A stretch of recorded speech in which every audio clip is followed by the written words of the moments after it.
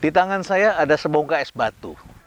Es batu ini kalau saya cemplungkan ke dalam jar, saya sengaja memberi warna yang agak berbeda, saya taruh seperti ini, maka Anda bisa menyaksikan, coba lihat es batu ini, di dalam jar ini ada air di dalamnya, dan kemudian es batu ini ada bagian atas yang terlihat, dan ada banyak yang tidak terlihat. Sebetulnya, bagian yang tidak terlihat itu menjadi lebih banyak di dalamnya, tetapi yang terlihat hanya sedikit di atas permukaan. Kita seringkali melihat seorang manusia pada bagian yang terlihat, es batu, bongkahan yang berada di atasnya. Anda bisa lihat, di bagian atas kelihatannya sedikit sekali. Itulah yang kita sebut sebagai keterampilan, pendidikan, pengetahuan, atau bahkan sekedar gelar. Kalau pendidikan kita sekedar gelar, maka yang tampak itu hanya bagian kecil saja. Sedangkan bagian terbesar di dalamnya, itulah yang kita sebut dengan attitude, sikap. Sikap manusia. Dulu sikap itu diajarkan orang tua dalam bentuk sikap badan, sikap tubuh. Saya diberitahu oleh orang tua saya, kalau berjalan harus tegap. Itu sikap tubuh. Kalau Anda masuk dalam militer, juga diajarkan harus tegap. Tapi kalau Anda berhadapan dengan orang lain, saya sejak kecil diajarkan agar berani melihat mata orang. Tapi bagi kelompok suku tertentu, diajarkan tidak boleh melihat mata orang tua yang lebih tua. Dan ini menjadi sikap kita.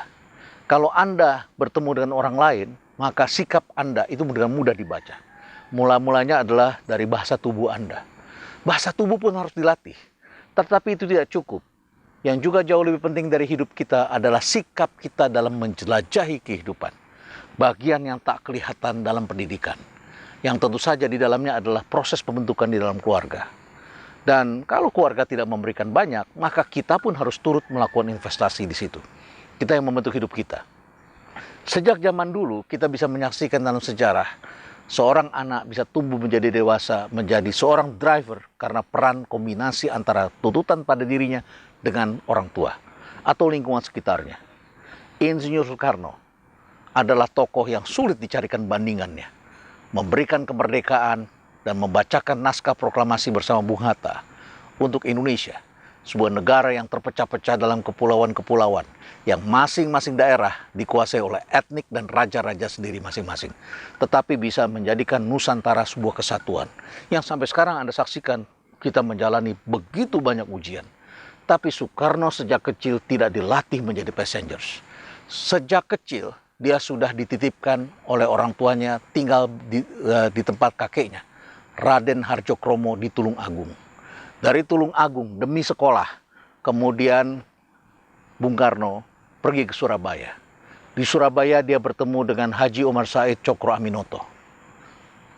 Di sana kemudian ia belajar dan sekolah di sebuah sekolah Belanda. Kemudian dia masuk sekolah SMA di sana, di Surabaya, di Kota Buaya. Dari sana kemudian dia pindah pergi ke Bandung. Di Bandung kemudian dia kuliah di ITB. Dia tinggal di kerabat Haji Umar Said Cokro Aminoto, yaitu Haji Sanusi. Di sana kemudian ia berkenalan dengan tokoh-tokoh nasional, termasuk Dowo Steker, termasuk Dr. Cipto Mangunkusumo, dan lain sebagainya. Disitulah membentuk karakter sebagai seorang nasionalis. Di situ pula ia mendirikan PNI. Dari situ kemudian dia melakukan gerakan-gerakan yang pada saat itu dianggap sangat berbahaya. Tetapi Bung Karno tidak menyerah. Kemudian setelah dia kuliah, tak lama kemudian dia ditangkap oleh Belanda, diasingkan ke berbagai lokasi, ke ND, di Flores, kemudian juga ke Bengkulu, di mana-mana. Sampai kemudian tahun 1942 dia melakukan langkah-langkah besar dan akhirnya tahun 1945 dia memerdekakan Indonesia. Sejak kecil Bung Karno bukanlah anak rumahan yang hanya belajar. Toh dia bisa menyelesaikan sekolahnya. Dia sekolah di salah satu sekolah terbaik Indonesia, ITB. Tetapi ini bukan hanya monopoli dari Bung Karno. Kalau kita menjelajahi dunia ini, di dunia internasional, kita pun bertemu dengan tokoh-tokoh yang memiliki attitude yang luar biasa. Bagian bawah dari bongkahan es ini. Saya ingin tunjukkan kepada Anda orang yang bagian atasnya tidak begitu kelihatan, tetapi bisa berhasil menjadi Presiden Amerika Serikat yang sangat terkenal. Tokoh yang dianggap sebagai tokoh perdamaian, tetapi juga tokoh yang membuka terusan Panama. Tokoh itu bernama Theodore Roosevelt atau biasa dipanggil dengan TR. TR memiliki darah genetik yang berbeda dengan lainnya. 6 generasi di atasnya masing-masing memiliki penyakit degeneratif. Degeneratif itu penyakit yang bisa membuat tubuhnya perlahan-lahan mudah mengalami kehancuran, cepat tua, penyakitan, dan akhirnya kemudian di usia muda mereka kemudian meninggalkan dunia ini. Ketika dia lahir, dia menderita asma yang sangat akut.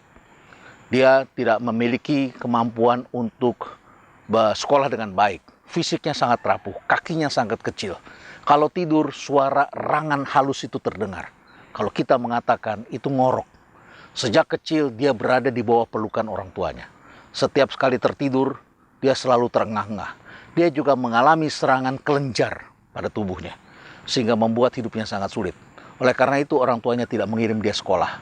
Sejak kecil dia hanya ikut namanya homeschooling di rumah. Sampai suatu ketika orang tuanya memutuskan untuk membawa pergi ke tempat lain. Karena di Amerika Serikat, khususnya di New York, itu pollennya luar biasa. Pollen itu artinya serbuk-serbuk bunga. Rumput-rumput ini ada pollennya, serbuk-serbuknya.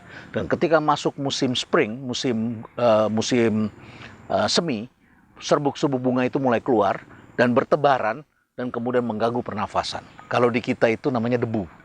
Kemudian setelah itu orang tuanya berpikir, saya harus membawa mereka ke daerah yang lebih sejuk, udara yang lebih kering, dan tidak terlalu banyak pollen. Maka orang tua melakukan perjalanan, pergi ke Jerman, Austria, dan sebagainya. Kemudian sampai juga ke Mesir, yang udaranya lebih kering. Dan anak ini kemudian lebih bisa bernafas. Di Austria, anak ini juga kemudian dilatih untuk ikut terapi. Karena daerah itu dikenal dengan daerah pegunungan yang ada terapi spa-nya. Dan kemudian anak itu bisa bernafas lebih baik. Tapi begitu kembali lagi ke Amerika Serikat, anak itu sakit lagi. Dan tetap orang tuanya tekun untuk mengajarkan di rumah. Pada usia 9 tahun, baru orang tuanya menyadari, ternyata anak ini bukan hanya menderita asma, melainkan juga memiliki penderitaan lain, yaitu mengalami rabun jauh. Artinya tidak bisa melihat jauh. Itu baru diketahui orang tua ketika diajak berburu, dan ketika menembak, ternyata anak itu tidak bisa membidik. Anak ini bernama Theodore Roosevelt. Dan kalau Anda lihat fotonya, dia juga memiliki gigi yang sangat buruk. Giginya terpaksa harus ditutupi dengan kumis walrus yang begitu tebal. Itu semata-mata untuk menutupi bibirnya yang tidak begitu baik dan juga giginya. Dan ketika dia sekolah, karena dia memiliki rabun jauh, maka dia tidak bisa melihat jauh, dia selalu harus bisa melihat dari dekat. Dan karena homeschooling, tidak pernah pakai papan tulis. Nah, apa yang mau saya sampaikan pada Anda adalah sebuah perubahan ketika TR berusia 13 tahun. Pada saat itu orang tuanya kemudian berbisik pada anaknya dan mengatakan, Roosevelt, TR, kamu anak pinter, kamu mau belajar, kamu senang baca buku, that is good. Itu adalah pengetahuan yang berada di bagian atas dari bongkahan es ini. Tetapi kalau kamu hanya memiliki fisik yang lemah, maka fisik kamu itu tidak bisa membawakan kamu untuk mencapai impian yang kamu inginkan. Kamu hanya akan berhenti pada tempat tidurmu. Orang tua berbicara seperti itu. Orang tua menasehati. Tetapi diperlukan kerjasama. Bagaimana respon si anak dan orang tua bisa melakukan apa. Orang tua kemudian membuat sebuah gym. Gym kecil di depan rumahnya. Sejak saat itu kemudian orang tua melatih anaknya. Dan anaknya pun mau. Seringkali kita temui orang tuanya mau, anaknya tidak mau. Kerjasama antara orang tua dan anak penting sekali untuk membuat bongkahan es ini di bagian bawah menjadi sebuah kekuatan, sehingga bagian atas ini menjadi bermanfaat. Attitude. Orang tua kemudian melatih. TR, masa kecil itu, ketika dia mengalami asma dan kakinya yang kurus, dia berlatih sangat keras. Dan menarik sekali, TR ternyata kemudian berkembang sangat pesat. Dia memiliki keterampilan yang luar biasa. Dia senang dayung, dia senang karate, judo, dan olahraga-olahraga lain yang agak berat. Saudara sekalian, ketika dia kemudian menanjak dewasa, bukan hanya pengetahuan bagian es yang atas ini, tetapi juga attitude-nya luar biasa bagus. Di usia yang sangat muda, kelak kemudian TR dikenal sebagai Presiden Amerika Serikat di usia 42 tahun. Tapi sebelum sampai usia 42 tahun, dia sudah menjadi seorang komisaris polisi di kota New York yang penuh dengan mafia. Di usia 30-an, dia sudah menjadi kepala polisi di sana. Kemudian setelah itu, dia dilantik sebagai wakil presiden. Dan setelah itu, di usia 42 tahun, dia menjadi presiden Amerika Serikat. Dan pada waktu dia meninggal dunia, ditemukan ada buku di balik bantalnya. Dan orang mengatakan, TR adalah orang yang belajar seumur hidup, memperbesar bongkahan es bagian atas. Tetapi, juga banyak catatan sejarah yang menemukan ternyata Roosevelt adalah presiden Amerika Serikat yang paling gemar mengajak tamu-tamunya, kepala negara dari negara lain, untuk berenang atau judo atau bergulat di Gedung Putih. Artinya apa? Dengan fisik yang sangat terbatas, TR ternyata ingin mengembangkan self-nya, dirinya. Self ini akan menentukan. Dan saya nanti akan bercerita bagaimana seorang yang berpendidikan SMP ternyata mampu memiliki pesawat terbang sebanyak 52 buah. Sementara mereka yang bergelar pendidikan tinggi ternyata hanya bisa mengembangkan, hanya bisa berteori, hanya bisa bercerita saja. Kita akan lanjutkan pada sesi berikutnya.